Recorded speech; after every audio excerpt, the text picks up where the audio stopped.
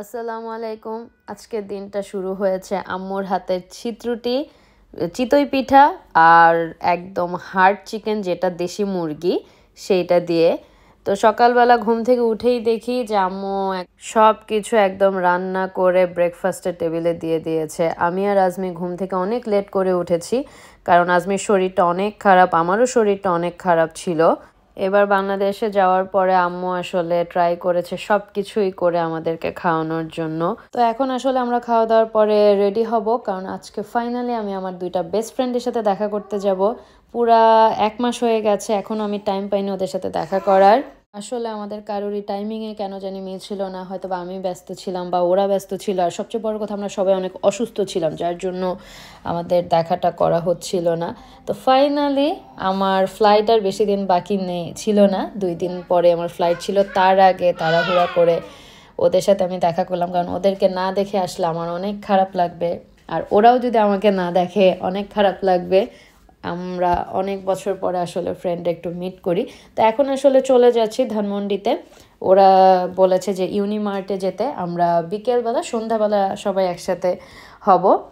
আর breakfast আসলে বলেছি যে সকালে, বাট আমাদের ঘুম থেকে উঠতে উঠতে 2টার মতো বেজে গিয়েছিল। তখনই আমরা খাওয়া দাওয়া করে রেডি হয়ে আমি আর আজমি বের হয়েছি। নাভিয়াকে নেইনি, নাভিয়াকে বাসায় রেখে গিয়েছি আম্মু আর আপুর কাছে। নাভিয়া ওর আন্টিমা আর ওর নানুর সাথে থাকতেই বেশি কমফোর্ট ফিল করে, আর নাভিয়াও যেহেতু শরীর একটু খারাপ ছিল, চাইনি শেষ সময় ওকে বের করতে। এই তো ফাইনালি চলে আসলাম আমার বেস্ট ফ্রেন্ডদের সাথে দেখা করতে। আমার যারা ভিডিও রেগুলার দেখে থাকেন, আমার এই 2টা বেস্ট ফ্রেন্ডকে অবশ্যই অবশ্যই অবশ্যই চিনেন আপনারা। তো এই 2টা আমার সিটি কলেজের ফ্রেন্ড, যাদের সাথে আমার এত বছর হয়ে গেছে তাও এত ভালো সম্পর্ক আছে। দোয়া করি আমার মৃত্যুর আগ পর্যন্ত এই 2টা মানুষের সাথে আমার সারা জীবন সম্পর্ক থাকুক। তো যাই হোক, আমরা ইউনিমার্টে এসে বসে অনেক হাসাহাসি করছিলাম, কথা বলছিলাম। তার মধ্যেও আমরা অনেক অসুস্থ ছিলাম, ভিডিওতে হয়তো বা বোঝা যাচ্ছে না। এত অসুস্থতা নিয়েও আমার ফ্রেন্ডগুলো আসছে, এত ছোট ছোট বাচ্চা নিয়েও আসলে আমার সাথে দেখা করতে আসছে। ওইদিকে আমরা খাবার আসলে অর্ডারও করে দিয়ে আসছি। আর বেশি দূরে যাইনি, কারণ সবার বাসার কাছাকাছি একটু হলে ভালো হয়, কারণ বাচ্চা কাচ্চা নিয়ে রাতের বেলা।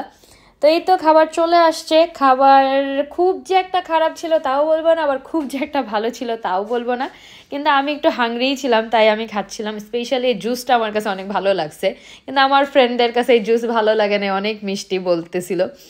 যাই হোক, তো এইভাবেই আমরা আমাদের দিনটা কাটালাম।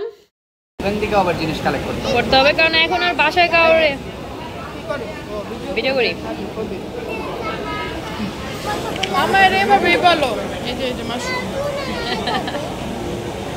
তো আমরা সবাই গল্প করছিলাম আর খাওয়া দাওয়া করছিলাম, এভাবেই সুন্দর একটা দিন কাটালাম।